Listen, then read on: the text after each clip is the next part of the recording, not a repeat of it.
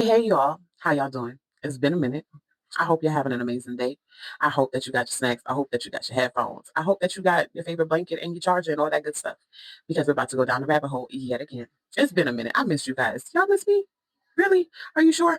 Okay, well, that doesn't matter, but I missed y'all. So let's go down this rabbit hole. So as you can see, this gentleman right here that we have on screen, his name is Sergeant Henry Johnson. And I bet you're wondering, why am I talking about Sergeant Henry Johnson? Okay, well, I'm going to tell y'all why I'm talking about Sergeant Henry Johnson. I'm gonna tell you why. Hold please. So as you can see, we got my little creep with me too. So say hi. Hi. Okay. Now we're gonna get into the full story because apparently he wants to go down the rabbit hole, so he's gonna go down with us. I love that story. Okay, that's fine. Thank you for your thank you. Thank you. Can I do this, please? Yeah. Okay, I appreciate you. Hold please. Okay, so due to fighting with such ferocity despite his small size, he was called the Black D. I cannot say what it is, but if you look on the screen, you see what the word is. I cannot repeat it because TT be playing in my face. TikTokiana be playing in my face. And I'm not here for that right now. So we're just going to go down the rabbit hole and I'm going to keep reading what it says on the picture. And also it says, for you have girded me with strength for battle. You have subdued under me those who rose up against me. Psalm 18:39. This is 1918 and the world is at war. A young African-American man from Albany, New York, his name William Henry Johnson. Whoop, whoop, he's from New York. Ew, from New York. Henry Johnson decides to enlist in the U.S. Army. Back then, segregation was still the law of the land. Black soldiers were often given menial tasks like unloading ships or digging trenches instead of the frontline combat. But Henry, he wasn't built for the background. He actually joined the 369th Infantry Regiment, famously called the Harlem Hellfighters, a unit of brave black soldiers who go on to earn respect on the battlefield of World War I.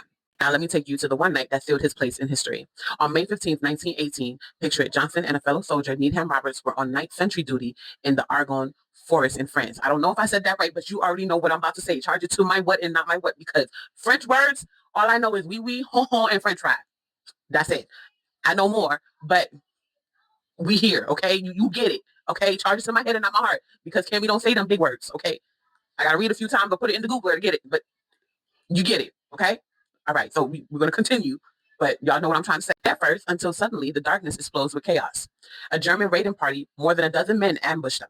Grenades rained down, bullets soared through the night. Johnson was struck almost immediately, but he did not falter. With nothing but sheer will, he hurled grenades back at the enemy, emptying his rifle until it jammed, then swinging it like a club. He broke that. He drew his bolo kniff. I can't say the word because TikTok be playing in my face, and I have to be smart about this. So, kniff. Maybe if I say this next one, you'll get it. A curved blade issued by the army, kniff. You know, yeah. We here, okay? Wounded and pouring out. I can't say the BLEE word either. So wounded and pouring out, Johnson charged into the fray, slashing, striking, refusing to let his comrade be taken. By the end of it, he had unalived or wounded as many as 20 German soldiers. Johnson himself was riddled with injuries, 21 wounds in total, and yet he and Robert survived. Fearless stand earned him the nickname the Black D. I'm not allowed to say the D word, but I'll put the word underneath so you can see it, if that makes sense. It was actually on the first picture, but I'm really not allowed to say that word here on the TikToker app because they be doing too much, okay? His story spread like wildfire, both in the U.S. and in France. The French government awarded him the Croix de Guerre avec Palme. I don't know if I said that right. What I said, charge it to my what and not my what. Okay, Kimmy, don't do them French words, okay? Y'all pray for me that I learn how to read a little bit, okay? Listen, I know how to read. Of course, I know how to read because my notes is right here. But y'all get it. Y'all get it. So we here. But listen, y'all know what I'm trying to say. That was France's highest award of valor. But back home, the U.S. wasn't ready to honor him the way he deserved to. Johnson came back wounded and struggling, unable to work and largely forgotten. He passed away in 1929 at just the age of 36. He was buried in Arlington National Cemetery without the recognition he had earned. It would take decades for America to finally set the record straight. And in 2015, nearly a century later, Henry Johnson was posthumously awarded the Medal of Honor, the nation's highest military decoration. A moment far overdue, but one that was finally etched his names into the halls of American heroism. Here's some fun facts for you. The Harlem Hellfighters, Johnson's regiment, spent 191 days on the front lines, way longer than any other American unit, which I feel kind of is like only because of the simple fact that they were trying to let the pawns go first. Now, mind you, this is all during segregation. I don't like that. I don't like that at all. But listen, let me be quiet because I know better. But y'all know what I'm trying to say. Ground to the enemy. That was the second one. They never lost ground to the enemy. The Hellfighters military band led by James Reese Europe introduced jazz to Europe during the war.